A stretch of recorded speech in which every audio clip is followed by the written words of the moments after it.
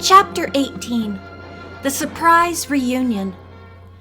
Anton Schmidt arrived at the Drew home promptly at 8 o'clock that evening. He was a pleasant-looking man and resembled Mr. Koff both in height and looks, though he was several years younger. He carried the bulky painting, carefully wrapped in heavy brown paper. Nancy and her father ushered the caller into the living room and motioned him to an overstuffed chair. After a few pleasantries about the hot August weather, Nancy could not refrain from asking, "Are you by any chance related to another Centrovian by the name of Johann Koff?" Schmidt's eyes widened. "Indeed I am. He is a cousin of mine. But how do you happen to know him? I've been out of touch with him for over 10 years. Before the occupation, he lived in a neighboring province in our country, and was still there, the last I heard." Nancy told Mr. Schmidt that his cousin had not only left Centrovia some time before, but was now living in River Heights. The caller expressed his amazement that he and his cousin had been living so close, and yet had never met each other.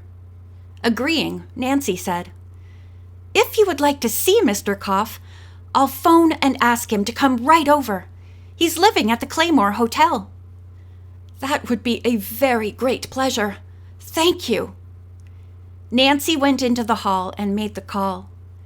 Mr. Koff was thunderstruck at the news and promised to hurry over at once. He was sorry Millie was at a rehearsal and could not come. "Anton, little Anton," he repeated several times. Imagine Anton Schmidt here in the United States. I can hardly believe it. I will see you in a few minutes. Nancy hung up and returned to the living room. Mr. Schmidt had just unwrapped the painting. It was, without question, another portrait of Ellen Fontaine.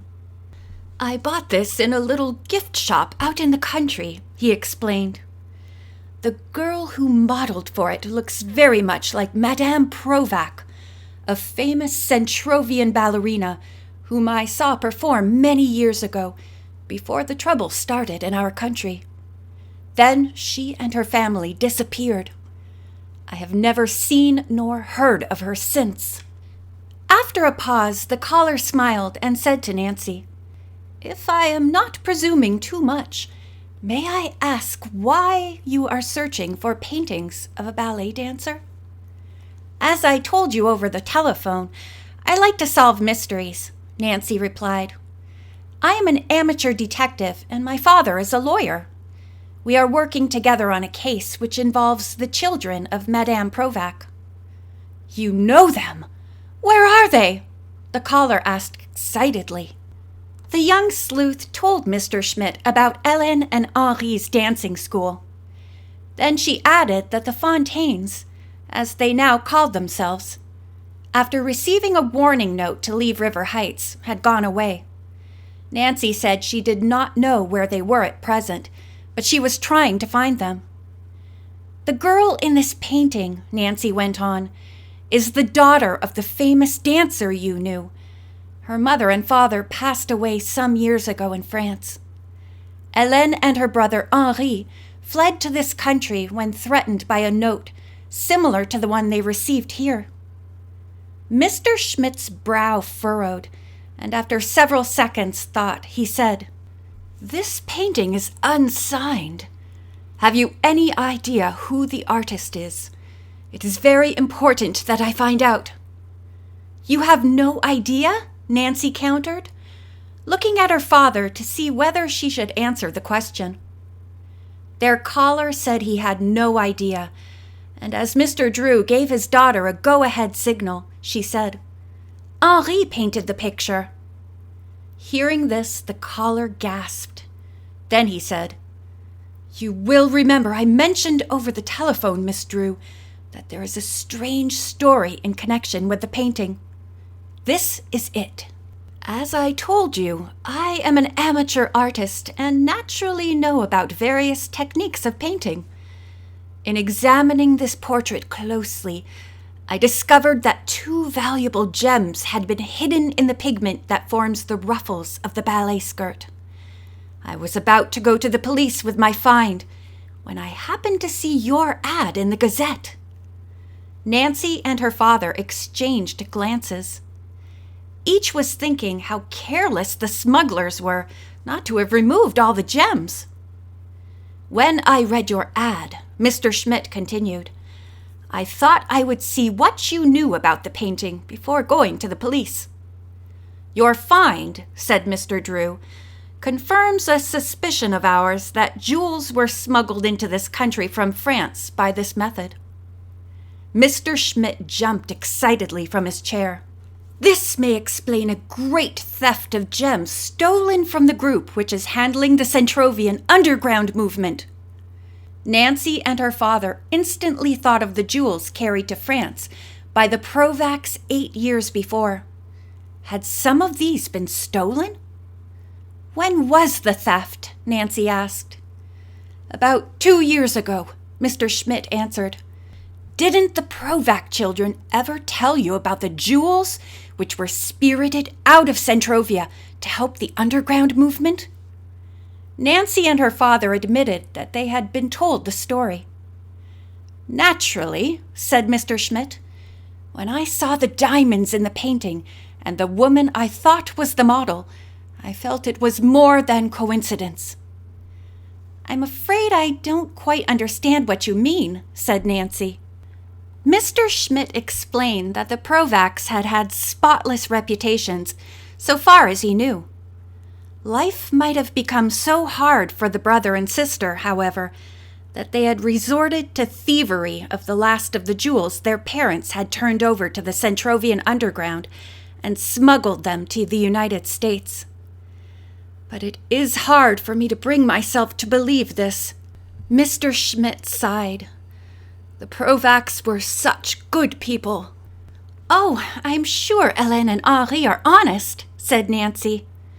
"Mr. Schmidt, have you any idea who sold the painting to the gift shop where you purchased it?" The caller said he had asked the proprietor, but she did not know the man's name. The only thing she remembered was that he had red hair.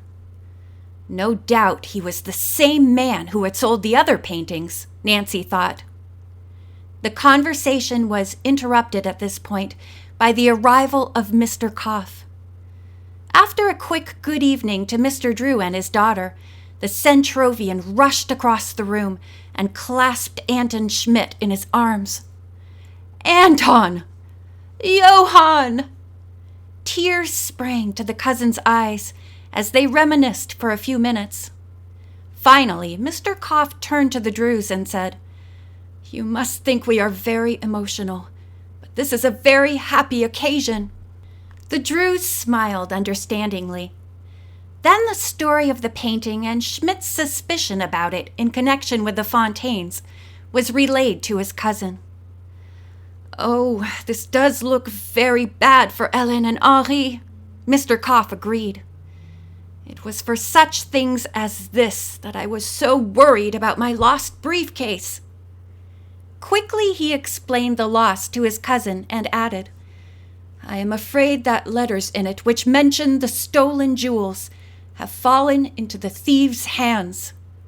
They may be trying to shift the theft and the smuggling onto the Fontaines, and for the 3rd time have frightened them into disappearing." "You don't think, then, that Hélène and Henri were kidnapped?" Nancy asked. "Kidnapped?" the amazed man repeated. "I had not thought of that. Oh, this is dreadful!" The new developments in the case worried everyone. Instead of the mystery being nearer a solution, it seemed to be more complicated than ever. But both Centrovians expressed a hearty wish that the Fontaines would prove to be honest, and promised to do all they could to help Nancy and her father solve the case. "As evidence of my good faith," said Mr. Schmidt, "I would like to leave this portrait and the gems here for safekeeping."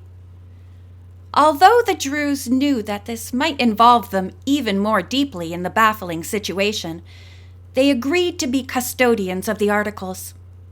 Finally, the men said goodnight and left together. Nancy's sleep was troubled.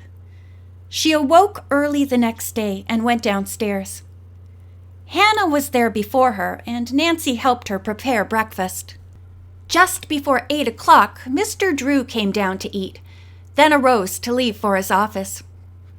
"Better luck today, Nancy," he said, kissing his daughter goodbye. A few minutes later, a telegram was delivered by a boy. It was addressed to Nancy. Eagerly, the young sleuth opened it, and at once a startled look came over her face. Hannah asked what the contents were. Nancy read aloud the strange message, which was a night letter from Cliffwood. "Your help no longer needed. Any continued interest in our case on your part will prove embarrassing to us and dangerous to you. Hélène." "Well, that's gratitude for you," Hannah said, annoyed. "Never a thank you." Before Nancy had a chance to comment on Hannah's remark, the telephone rang. Nancy went to the hall and picked up the receiver. "Hello?" she said. A weak, frightened voice asked, "Nancy, is that you?" "Yes. Who?" "This is Hélène. Please come right away to—" There was a scream and the sound of a crash, as though the instrument had been torn from Helen's grasp. Then the line went dead. End of chapter 18.